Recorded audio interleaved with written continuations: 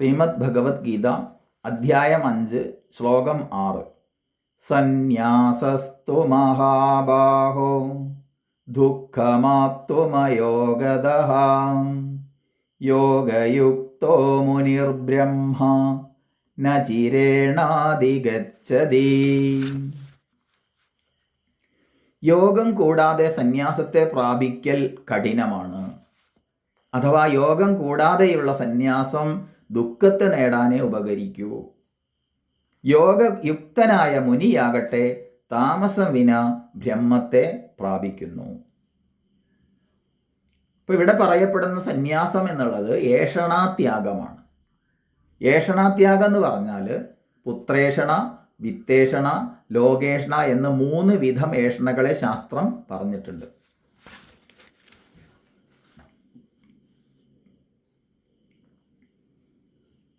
അവിടെ പുത്രേഷണ എന്ന് പറയുമ്പോൾ എൻ്റെ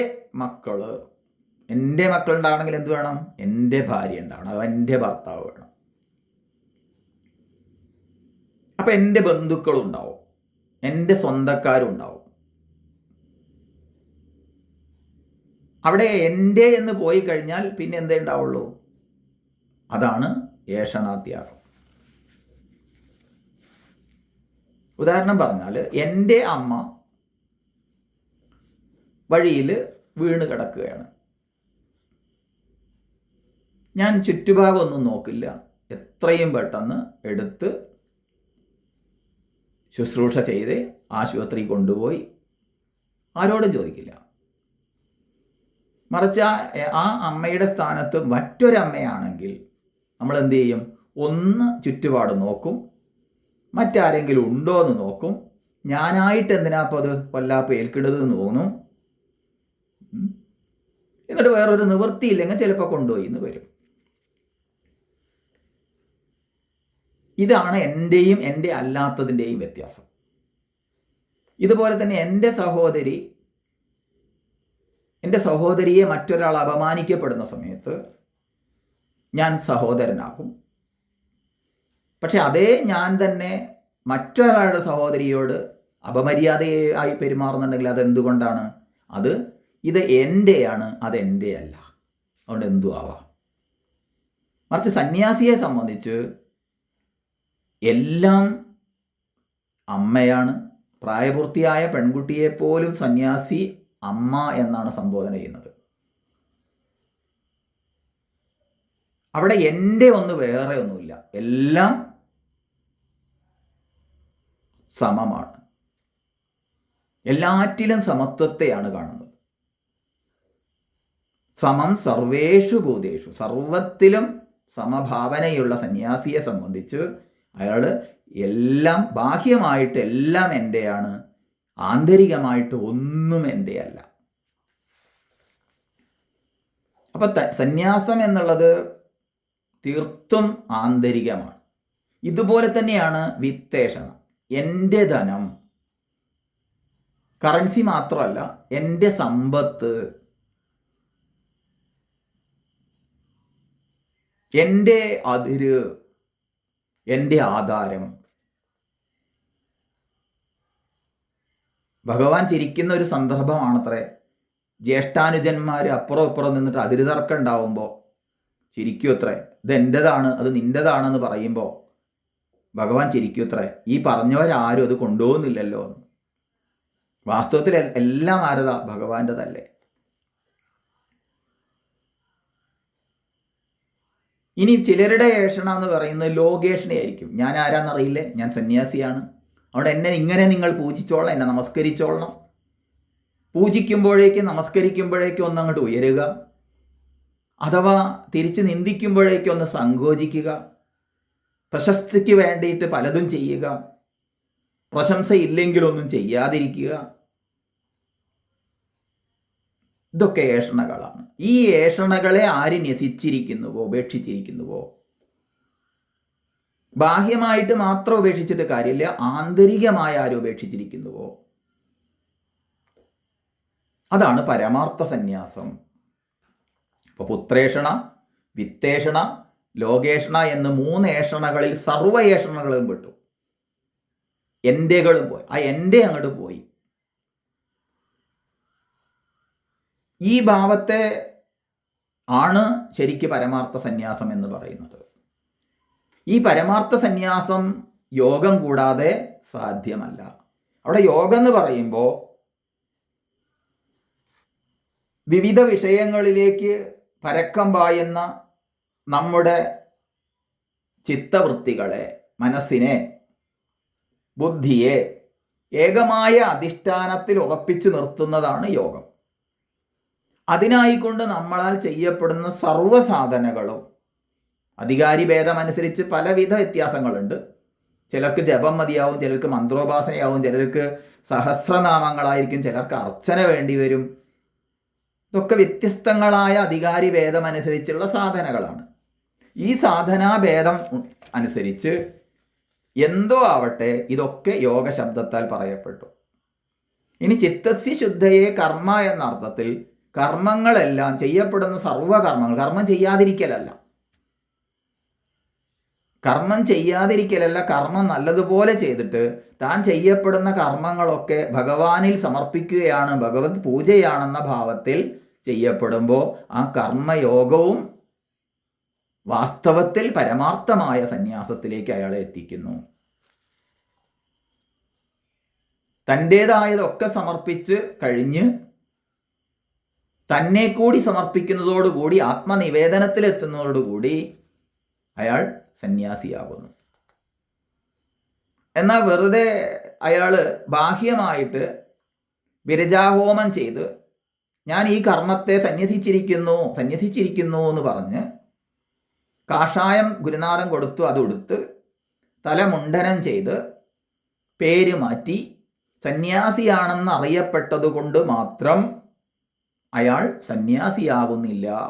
അത് ബാഹ്യമായ സന്യാസ ലിംഗങ്ങളെ സ്വീകരിച്ചാൽ അയാൾ ദുഃഖിക്കേണ്ടി വരും. ഇപ്പം സന്യാസം എന്നുള്ളത്, ത്യാഗം എന്നുള്ളത് പരമമായ ശാന്തിയെ, സമാധാനത്തെ, സ്വസ്ഥതയെ നൽകുന്നതാണ് സന്യാസ മാർഗം പോലും. ആനന്ദമാണ് അതിൻ്റെ ഫലം, എപ്പോഴും ആനന്ദം. അങ്ങനെയുള്ള ആ സന്യാസം ബാഹ്യം മാത്രമാണെങ്കിൽ, ബാഹ്യമായ വിധിവിധാനങ്ങൾ മാത്രമാണെങ്കിൽ അത് ദുഃഖത്തെ നേടാനേ കൊള്ളൂ. നീർക്കോലി തവളേനെ പിടിച്ചതുപോലെയല്ല, തവള നീർക്കോലിനെ പിടിച്ചാൽ എന്നർത്ഥം. അയാൾക്ക് ആന്തരികമായി ചിത്തസംയമനം എന്ന യോഗസ്ഥിതിയിൽ പോലും അയാൾ ഒട്ടും ഉയരുകയും ചെയ്തിട്ടില്ലെങ്കിൽ അത് വളരെ കഠിനതരമായിരിക്കും അയാളുടെ ജീവിതം.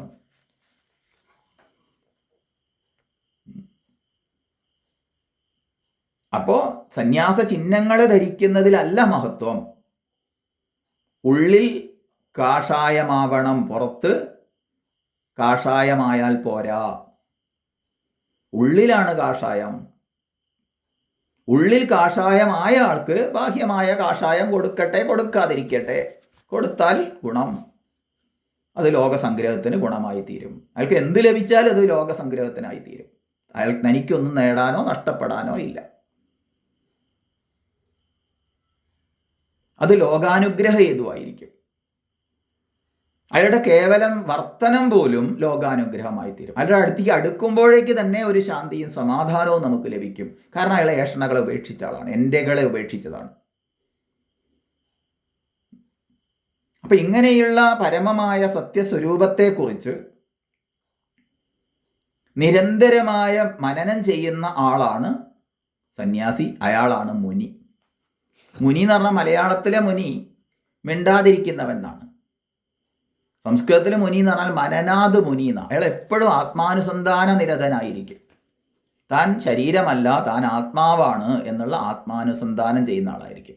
സന്യാസത്തിൽ ആത്മാനുസന്ധാനത്തിനായിക്കൊണ്ടാണ് മഹാവാക്യങ്ങൾ നൽകുന്നത് തന്നെ.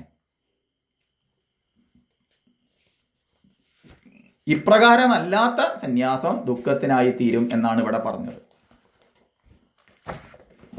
ഇനി ഒന്നും കൂടി നമുക്കൊന്ന് ലളിതമാക്കി തീർത്താൽ, സന്യാസം എന്നുള്ളത് നിവൃത്തി മാർഗമാണ്, നമുക്കൊക്കെ അറിയാം. പക്ഷെ എന്താണ് നിവൃത്തി എന്ന് ചോദിക്കുന്നവരൊക്കെ പ്രവൃത്തന്മാരാണ് നമ്മൾ പഠിച്ചിട്ടുണ്ട്. പ്രവൃത്തൻ നിവൃത്തനല്ല, നിവൃത്തൻ ഒരിക്കലും ചോദിക്കുന്നില്ല എന്താണ് നിവൃത്തി എന്ന്. എന്നാൽ പ്രവർത്തിക്കാതെ എങ്ങനെയാണ് നിവൃത്തിയാവുക? അതുകൊണ്ട് കർമ്മം ചെയ്യാതെ ആർക്കും സന്യാസത്തിലേക്ക് എത്താൻ സാധ്യമല്ല.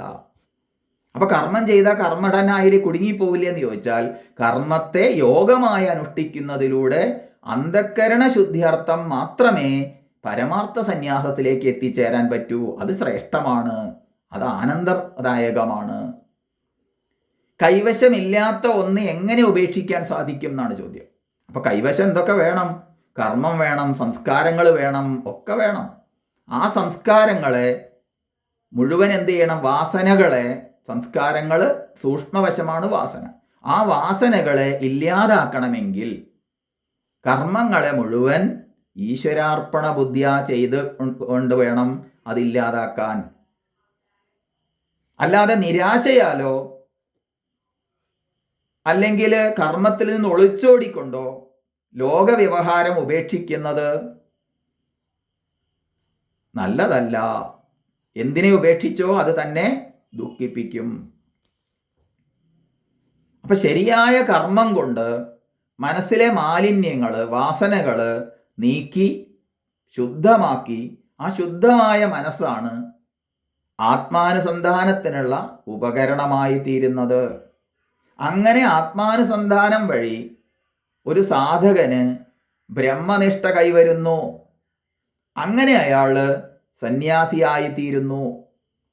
അതിനു മുമ്പ് കർമ്മങ്ങൾ ഉപേക്ഷിക്കുന്നവൻ എന്ത് ചെയ്യുന്നു? ശാരീരികമായി വെറുതെ കർമ്മം ചെയ്യുന്നില്ലെന്ന് പറഞ്ഞിരുന്നാലും അയാൾ മനസ്സുകൊണ്ട് ധാരാളം കർമ്മങ്ങളെ ചെയ്യുന്നുണ്ടാവും, വിഷയങ്ങളെ നല്ലോണം ധ്യാനിക്കുന്നുണ്ടാവും. അപ്പൊ വിഷയധ്യാനത്തിൽ നിന്ന് ആത്മധ്യാനത്തിലേക്ക് എത്തണമെങ്കിൽ അതിന് കർമ്മത്തെ കർമ്മയോഗമായി അനുഷ്ഠിക്കണം. അതുപോലെ തന്നെ ഏഷണകളെ ക്രമികമായി ഉപേക്ഷിക്കണം. കർമ്മനിരതനാവാതെ സന്യാസിയാവാൻ വയ്യ. അതുകൊണ്ട് എന്ത് വേണം? സദാ കർമ്മം ചെയ്തുകൊണ്ട് തന്നെ കഴിയണം. എല്ലാവരും കർമ്മം ചെയ്തുകൊണ്ട് കഴിയണം. ആ കർമ്മത്തെ കർമ്മയോഗമായി അനുഷ്ഠിക്കണം. അതിലൂടെ മാത്രമേ പരമാർത്ഥ സന്യാസത്തിലേക്ക് ഉയരാൻ സാധിക്കൂ. മനോമാലിന്യം നീക്കാൻ ഋഷിമാർ കണ്ടുപിടിച്ച ഉപായമാണ് കർമ്മത്തെ കർമ്മയോഗമാക്കൽ. ഇപ്പൊ സ്വാർത്ഥതയില്ലാതെ അർപ്പണ മനോഭാവത്തോടെ സമൂഹത്തിൻ്റെ നന്മയ്ക്കായിക്കൊണ്ട് കർമ്മങ്ങൾ ആചരിക്കുന്നവന് മാത്രമേ മനഃശാന്തിയും ഏകാഗ്രതയും ലഭിക്കുകയുള്ളൂ. അങ്ങനെ കർത്തൃത്വ ഭോക്തൃത്വ അഭിമാനങ്ങൾ ഉപേക്ഷിക്കപ്പെട്ട ആള്, പ്രശാന്തചിത്തനായ അയാൾ അന്തർമുഖനായി തീർത്തും സന്യാസിയായി അയാൾ യോഗയുക്തനായ മുനിയായി താമസം വിന ബ്രഹ്മസായുജ്യമടയുന്നു. ബ്രഹ്മസായുജ്യം എന്ന് പറഞ്ഞാൽ സന്യാസം എന്നും അർത്ഥമാണ്. കാരണം സന്യാസം ജ്ഞാനം സന്യാസ ലക്ഷണം എന്ന അർത്ഥത്തിൽ ജ്ഞാനിക്ക് മാത്രമേ, ജ്ഞാനത്തിൽ മാത്രമേ സന്യാസമുള്ളൂ. ആത്മജ്ഞാനി വേറെയല്ല. അവിടെ ജീവ ബ്രഹ്മ ഐക്യം സാധിച്ചു. അപ്പം അവിടെ ആരാണ് താൻ? ബ്രഹ്മത്തിൽ നിന്ന് ഭിന്നമായി താനുമില്ല. അതുപോലെ അയാൾ ബ്രഹ്മസായുജ്യമടയുന്നു, മുക്തനാകുന്നു. അതുകൊണ്ട് സന്യാസത്തിൻ്റെ ശരിയായ വിധാനങ്ങളെ ആന്തരികമായി നേടാതെ കർമ്മത്തെ ഉപേക്ഷിക്കരുത് എന്നാണ് ഈ ശ്ലോകം കൊണ്ട് പറയുന്നത്. കർമ്മത്തെ നല്ലതുപോലെ ചെയ്തിട്ട് വേണം ഉപേക്ഷിക്കാൻ. ഉപേക്ഷിക്കാനൊന്നുമില്ലെങ്കിൽ പിന്നെ അയാൾ എന്തിനാണ് സന്യസിക്കുന്നത്? അപ്പോൾ ഉപേക്ഷിക്കണമെങ്കിൽ എന്ത് വേണം? കർമ്മം വേണമല്ലോ, ഏഷണകൾ വേണമല്ലോ. ഇതുള്ള ആൾക്കല്ലേ ഉപേക്ഷിക്കാൻ പറ്റൂ, ഇല്ലാത്തവൻ എങ്ങനെ ഉപേക്ഷിക്കുക? അതുകൊണ്ട് ഇതൊക്കെ നല്ലതുപോലെ ചെയ്ത്, നല്ലതുപോലെ എന്നുള്ളതിൽ അടിവരയിടുമ്പോൾ അതിൻ്റെ ഉപായങ്ങളെ സ്വീകരിച്ചു കൊണ്ടാവണം എന്നർത്ഥം. വെറും കർമ്മം ചെയ്യാനല്ല, കർമ്മത്തെ ഈശ്വരാർപ്പണ ബുദ്ധിയാ ചെയ്ത് ഇത് ഈശ്വരന് സമർപ്പിക്കുകയാണെന്ന ഭാവത്തോടു കൂടി ചെയ്ത് ക്രമികമായി ആര് സമർപ്പിക്കുന്നു? ഞാൻ സമർപ്പിക്കുന്നു എന്നുള്ളത് ആ കർത്തൃത്വഭാവത്തെ കൂടി സമർപ്പിക്കുമ്പോൾ, എന്നെ കൂടി സമർപ്പിക്കുമ്പോൾ, കർത്തൃത്വ ഭോക്തൃത്വാഭിമാനത്തെ സമർപ്പിക്കുമ്പോൾ, എൻ്റെകളെ ഉപേക്ഷിക്കുമ്പോൾ സ്വാഭാവികമായ പരമാർത്ഥ സന്യാസത്തിലേക്ക് എത്തിച്ചേരുന്നു. അല്ലാത്തതൊക്കെ ദുഃഖത്തിനെ ആയി തീരൂ എന്നാണ് ഇവിടെ പറഞ്ഞതിൻ്റെ താല്പര്യം.